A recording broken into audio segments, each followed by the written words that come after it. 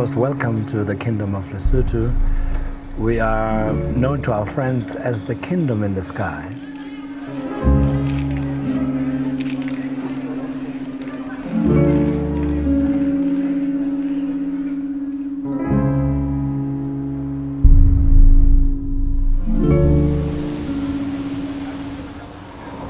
I want to show the world a thing of beauty. I want to show the world an art form that maybe they haven't really digested yet.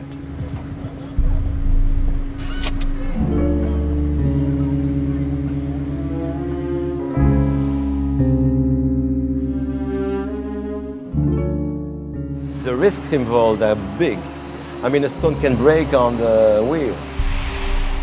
I want to show them, out of a piece of rock, that we created true beauty.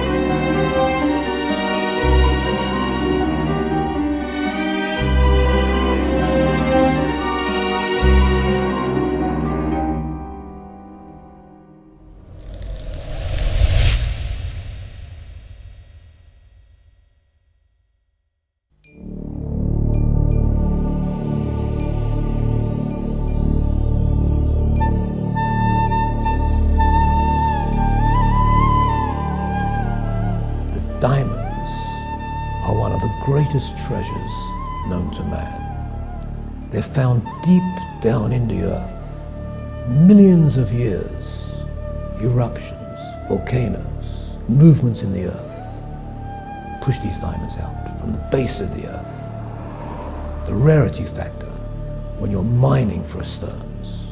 The days go by, the weeks go by, the months go by, nothing. The money is poured into the ground. Mining deep into the ground and nothing comes out. One day you get lucky.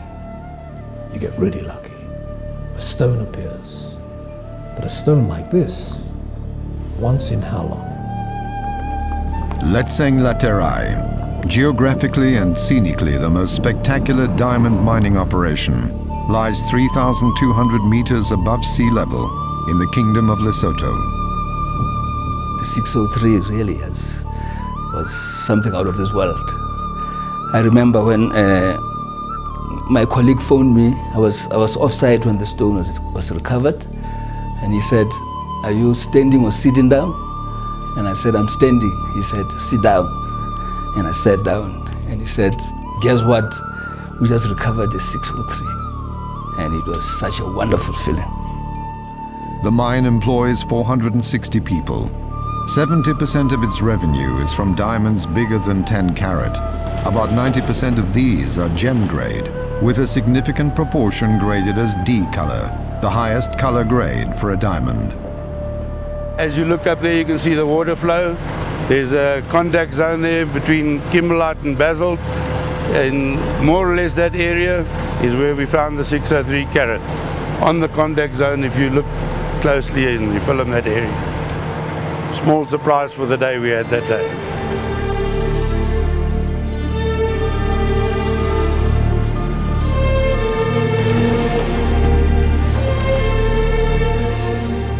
With its large amount of sizable roughs, the Letseng mine has the highest dollar per carat ratio of any diamond mine in the world.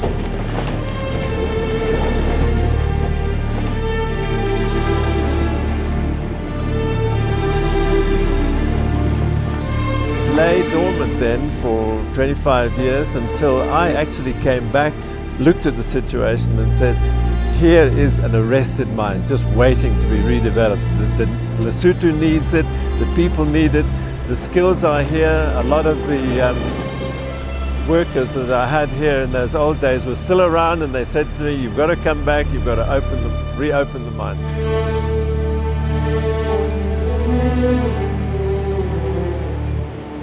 About 100 tons of kimberlite rock is processed every hour in the mine. 2 carat diamond can be expected from this. So you can imagine the shock when this 603 carat diamond appeared, the 15th largest diamond ever to have been unearthed.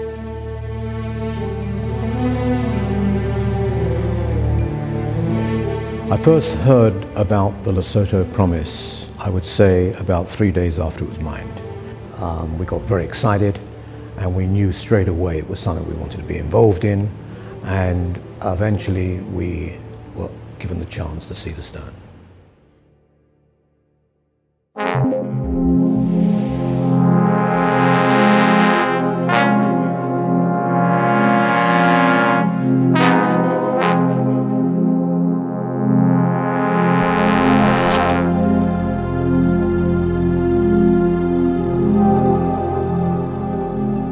I flew over to Antwerp once it was purchased, and I saw the rough, and I thought it was the most exciting piece of rough I'd ever seen. At the same time, I realized it was very tricky, very complicated, and dangerous. Very dangerous. It almost had a black fossil floating in the center. And when I saw that fossil, it was much more severe than I had seen it on the screen. On the screen, it looked like a shadow. But in real life, this black fossil, I thought, my God, how are we going to cut around that? And we are trying to make the depthness of the soaring plane as short as possible, and because of that we made here yesterday evening a carving site. So one has to make sure that you get a value out of the stone, but at the same time you create a beautiful stone. They may never ever find another stone as large as this. We cut huge quantities of diamonds in our worldwide factories.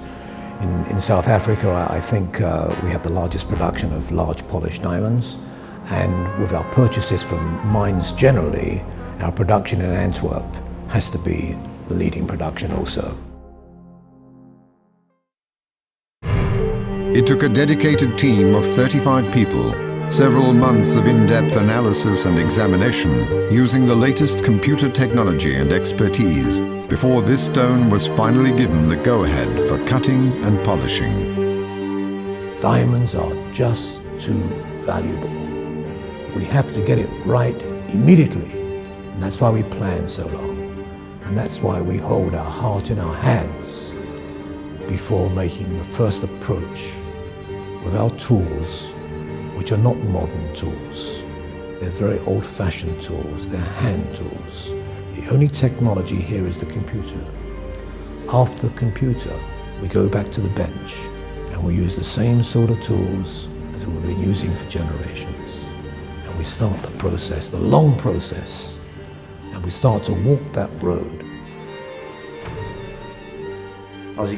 When I got to hold the stone in my hands for the first time, I suddenly felt stress coming up. I've heard so much about the stone, and looking into it, I said to myself, what is that? I just couldn't see the potential nice stones in that piece of rough.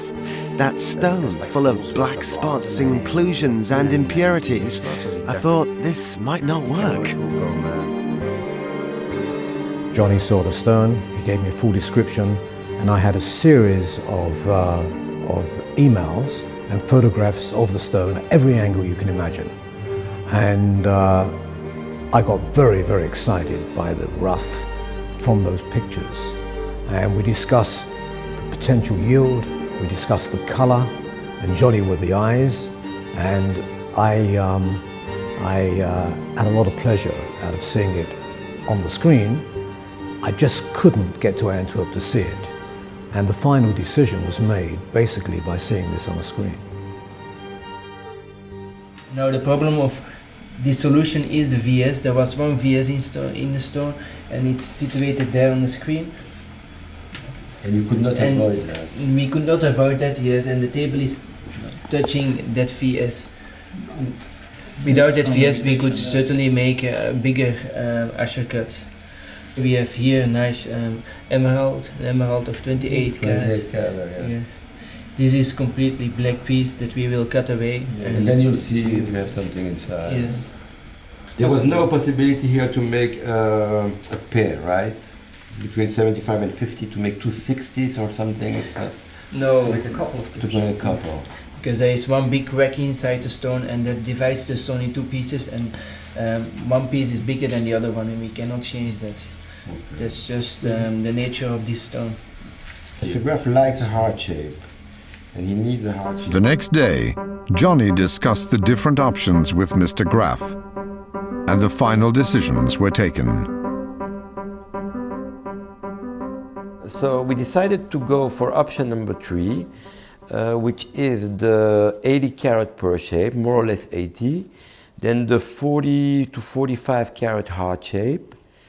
We can have also a round of about 25 to 28 carats, and an emerald cut of about 20 carats.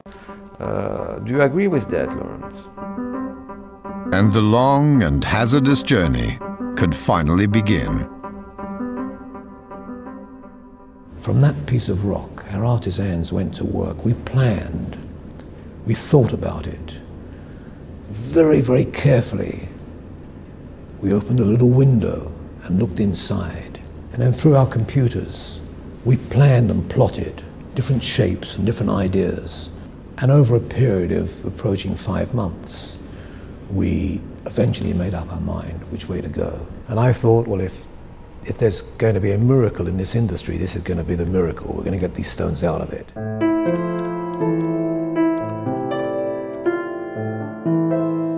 A whole range of high-tech instruments and computer algorithms were used in order to project and optimize the polished outcome. The process of scanning the stone is crucial and very long. First opening windows, scanning, analyzing, is everything accurately measured, and eventually the laser sawing, splitting the main stone in different pieces.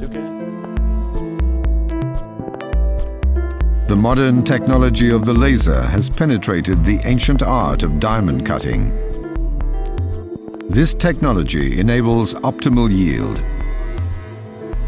26 pieces were laser sawed out of the Lesotho promise, now ready to be polished.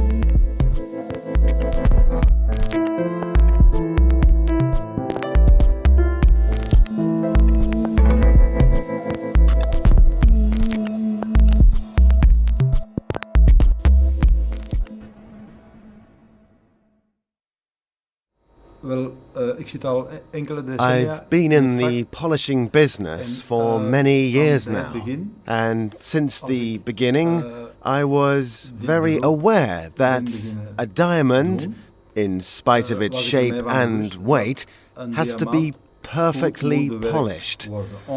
And with this particular stone, it was obvious that I wanted to give even more of myself in order to optimize the outcome. And I hope that we will succeed.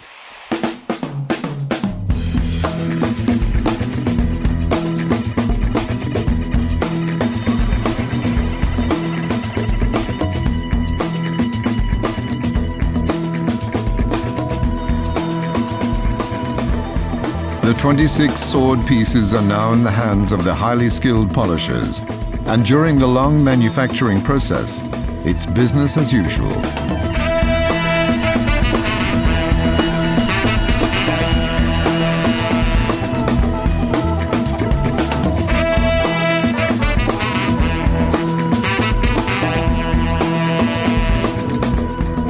We went to Botswana and we presented an idea to the government that we would like to put up a diamond technological park. We designed out the land and the infrastructure to have a series of factories and all the infrastructure that the jewelry or diamond business needed. The strategy of vertical integration has been to control every angle of the diamond pipeline. Being a De Beers site holder gives access to some of the finest uncut diamonds. Navigating through the individual constraints of the rough pieces, establishing the basic symmetries of the diamonds, every angle is calculated in order to achieve quality.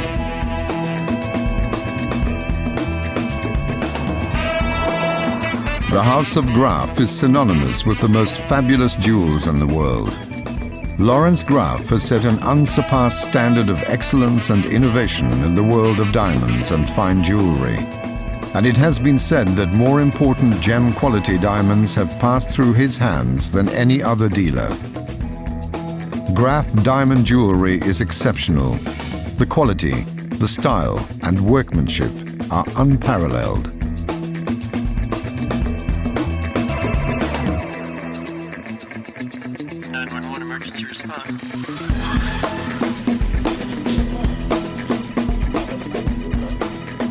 The diamond, being such an expensive, such a valuable, such a wonderful piece of material, that if you can improve it by cutting it in the right way, getting your proportions right, getting the life to come through these stones, to really live and speak to you, you've done a wonderful job.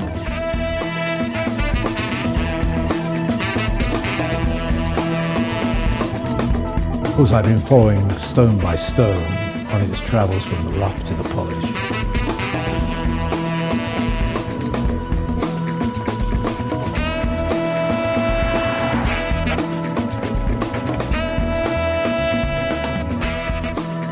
Today, Graff is one of the largest producers in South Africa, with one of the largest polishing and cutting factories based in Johannesburg, employing over 200 craftsmen.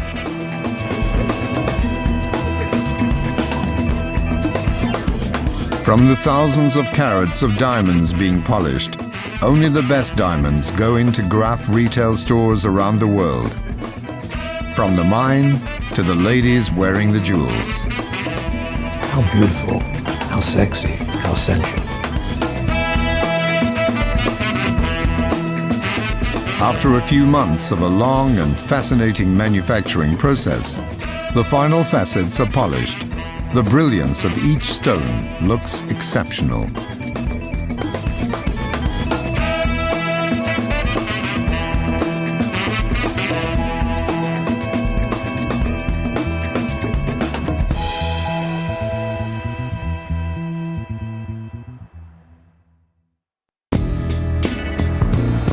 The moment of truth. 26 stones weighing a total of 223 carats from the Lesotho Promise have been graded by the Gemological Institute of America, the GIA. Johnny has just received the certificates and the final results. Alors John, t'es content, t'es vraiment content du résultat. I think that there is no other reaction of being satisfied, very happy with the results. It's the top. We couldn't achieve better. So 76 carat D flawless pearl shape. XX. Excellent, excellent. Perfect. No graining, nothing. No. Le cœur, 43 carat 12. The heart shape, 43 carat 12. D internally flawless. It's XX. D internally flawless. Excellent, excellent. I think we can be very happy with these results, Lawrence. So Mazal. Yeah. Okay, we'll be in touch later.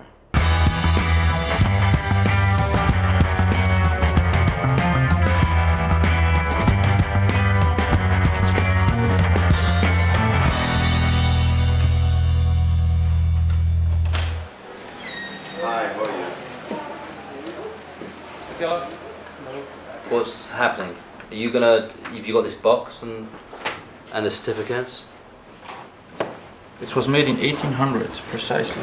And what is it? Where did we get this from? Is that proper antique box? It's from an antique dealer. Voilà. Ah mais ils sont pas dans les trucs. You like it? Yeah. I prefer the diamonds. It's unprecedented to produce 26 stones out of a piece of rough and get them all D-color and 99% flawless. It's unprecedented. It's never happened in history before. That in itself is unique.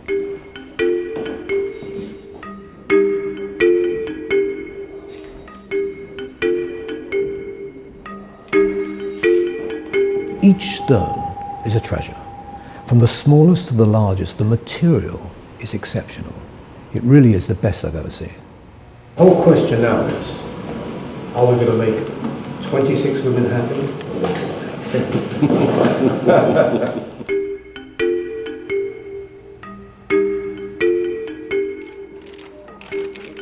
When you finally get the collection together, and we've made this beautiful box, this was made at our Antwerp headquarters, and you see this array of diamonds, and you see the beauty and the life and the shapes. It's so exciting.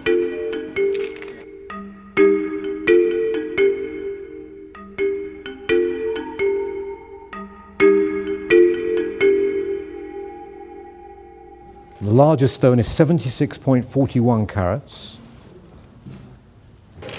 Every stone has been laser inscribed with our brand name Graf, of course, and the number of each stone. We've numbered each stone from the largest down. So the first one will say Graf LP01. L for Lesotho, P for promise, it's Lesotho promise, 01, the first stone. And it's D color, it's flawless, the polish is excellent, the symmetry is excellent. It's the finest purity you can have in a diamond.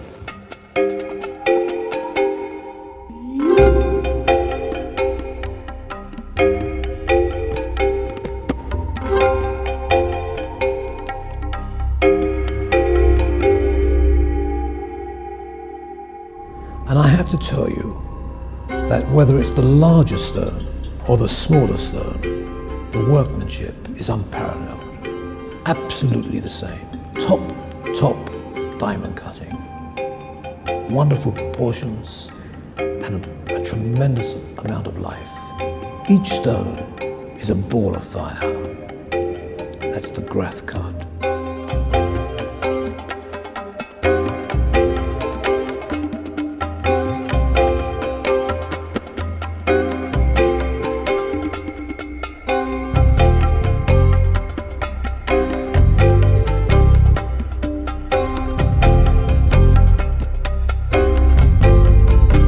As we were finishing this movie, we heard about the recovery from the Letseng mine in Lesotho of the world's 18th largest diamond, weighing 493 carat, named the Letseng Legacy. The stone has been purchased by Graf. Graf's production company, Saftico, will be responsible for cutting the stone in Antwerp. When you look at these stones, can you believe they were inside this piece of rock? Do you know how hard diamonds are? It's the hardest substance in the world.